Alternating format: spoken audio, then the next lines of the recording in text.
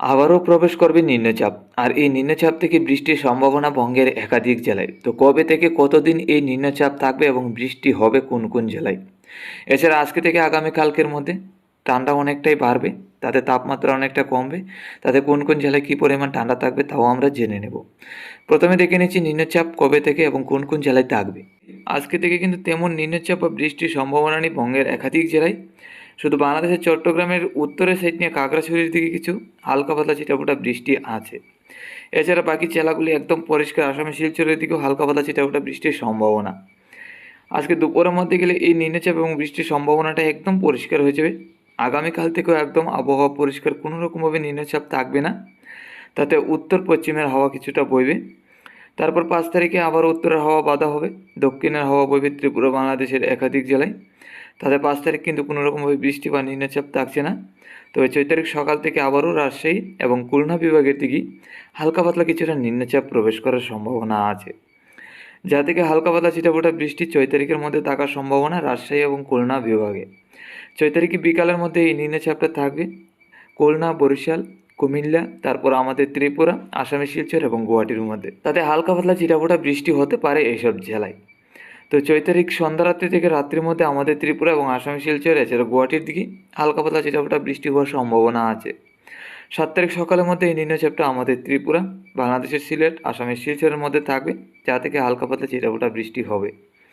7 তারিখ দুপুর পর্যন্ত এই নিম্নচাপ এবং বৃষ্টির সম্ভাবনাটা থাকবে, বিকাল থেকে পরিষ্কার হয়ে যাবে।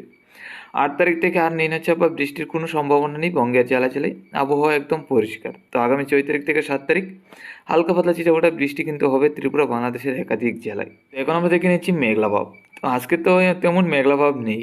আগামীকাল সকালের মধ্যে বাংলাদেশের দক্ষিণে খুলনা, বরিশাল, কুমিল্লা, চট্টগ্রামের দিকে হালকা পাতলা মেঘলাভাব, শিলিগুড়ি, আলিপুরদুয়ার, গুয়াহাটির দিকেও হালকা পাতলা মেঘলাভাব থাকবে। এছাড়া আমাদের ত্রিপুরা পরিষ্কার, বাংলাদেশের বাকি জেলাগুলিও পরিষ্কার থাকবে। সারাদিনই পরিষ্কার থাকছে। 5 তারিখ সকালের দিকে আবারও রংপুর, রাজশাহীর দিকে হালকা পাতলা মেঘলাভাব থাকবে। ময়মনসিংহের সাইড নিয়েও কিছু মেঘলাভাব থাকার সম্ভাবনা। বাংলাদেশের দক্ষিণে খুলনা, বরিশালের সাইড নিয়েও কিছু মেঘলাভাব থাকার সম্ভাবনা আছে।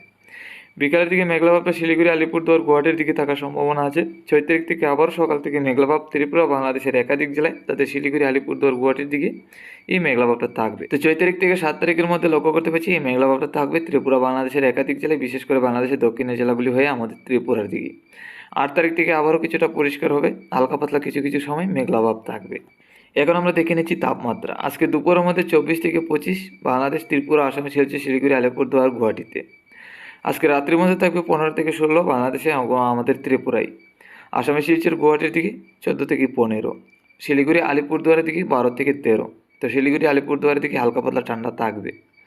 আগামীকাল সকালে বাংলাদেশের উত্তরের জেলাগুলি থেকে 11 থেকে 12, তাতে সম্পূর্ণ বাংলাদেশে আমরা 11 থেকে 12-র মধ্যে লক্ষ্য করতে পারছি। আসামে, শিলচর, শিলিগুড়ি, আলিপুরদুয়ার, গুয়াহাটির মধ্যে 11 থেকে 12 থাকবে।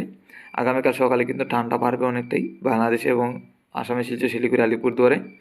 আমাদের ত্রিপুরা রাজ্যে থাকবে 12 থেকে 13। আমাদের ত্রিপুরা রাজ্যে কিন্তু আগামীকাল সকালের দিকে ঠান্ডা বাড়বে। তো আমরা যদি তাপমাত্রাটার দিকে নজর রাখি আগামী দিনগুলিতে কেমন থাকবে, তাতে 7 তারিখ সকালের মধ্যে 18 থেকে 19। তো 6 তারিখ থেকে তাপমাত্রাটা ঊর্ধ্বমুখী হবে।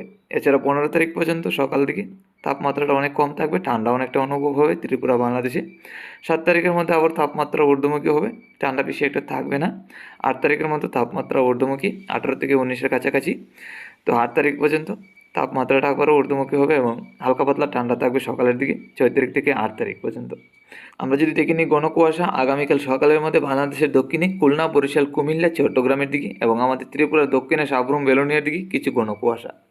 এছাড়া আসামের শিলচরের দিকে থাকবে কিছু ঘনকুয়াশা। এছাড়া বাকি জেলাগুলির মধ্যে তেমন কুয়াশা কিন্তু থাকছে না।